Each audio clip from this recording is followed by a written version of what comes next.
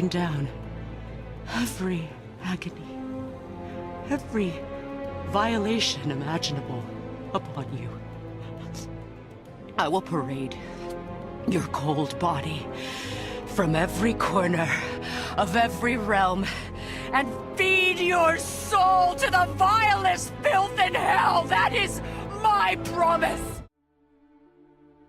The life of a god, or anybody for that matter, can be a truly tragic one in the God of War universe. No matter who you are, you will always be susceptible to tragedy. With Freya, this statement is no different. Most of her life has been nothing short of unfortunate, but what about before then? What led to her seeking to atone for her past misdeeds by helping Kratos? How did she become this lonely and broken person that we know? To answer this, we need to go back to the start. Freya was born to Njord, the chief deity of the Vanir tribe of gods. The Vanir are polar opposites to their Aesir counterparts. Instead of striving for proficiency in war, the Vanir focused on bringing peace and order to the Nine Realms. Along with representing peace in nature, the Vanir are also highly skilled in using magic and are associated with fertility, wisdom, and foresight. Her home realm of Vanaheim was an ideal place for Freya to grow up. The realm is the embodiment of the Vanir's peaceful nature, being full of lush gardens and many fields.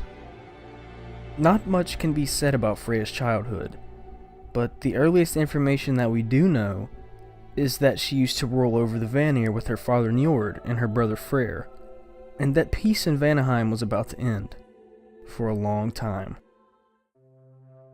The relationship between the Aesir and the Vanir has always been strained, due to the Aesir's decision to murder Ymir, the creator of all. Despite this, Freyr wished for cooperation between the two tribes and traveled across the realms to teach the Aesir how to farm the lands and harvest their crops, along with magical abilities to further aid in fulfilling all needs for Asgard, realm of the Aesir tribe. This act of diplomacy did indeed appear to work for a time, until the Aesir's stubborn and ignorant nature led them to blame Freyr for their inability to sustain their crops and properly use their magic. Freyr was swiftly captured, tortured, and nearly executed before he was able to escape and return to Vanaheim. The Vanir swore revenge on the Aesir, and a war had begun. Following a series of skirmishes, the Aesir chief Odin launched a full-scale invasion of Vanaheim.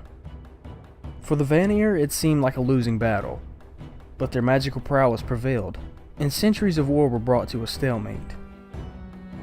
With Vanaheim ravaged by all the fighting, a peaceful solution needed to be found.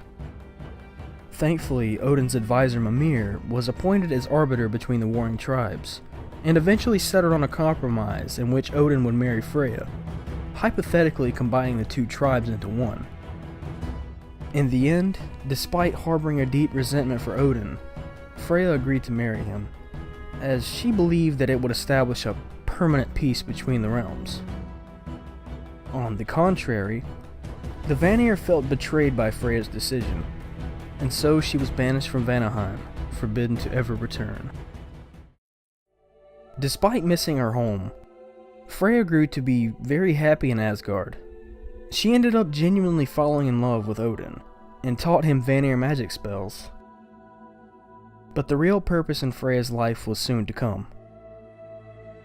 With the birth of her and Odin's son, Baldur, Freya became truly content with her life. It was at around this point in time that Odin appointed Freya as the Queen of the Valkyries. But it was also here that things started to go downhill. A terrible prophecy had foretold an unnecessary death. The death of Freya's beloved son, Baldur. This nearly drove Freya mad as she frantically searched for a way to prevent it. Controlled by fear, Freya placed a spell upon Baldur, rendering him invulnerable to all threats, physical or magical. She had succeeded in sparing her son from his meaningless death, and herself from the pain of his passing. But she had also left Baldur unable to feel anything physically, including taste and every other pleasure.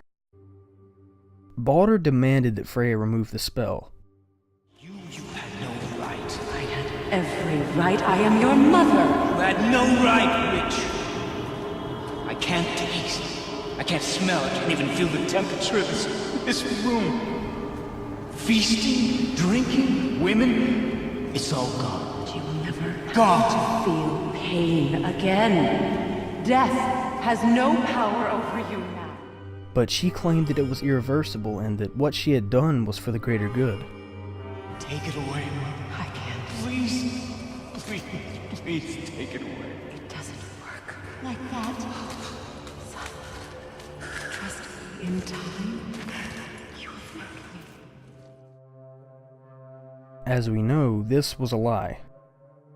And she knew all along that in order to break the spell, Baldur would need to come in contact with mistletoe, thus causing Freya to seek to eradicate it.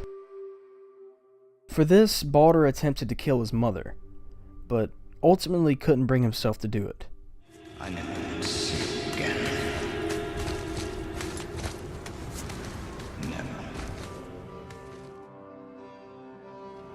Never. What you did to me.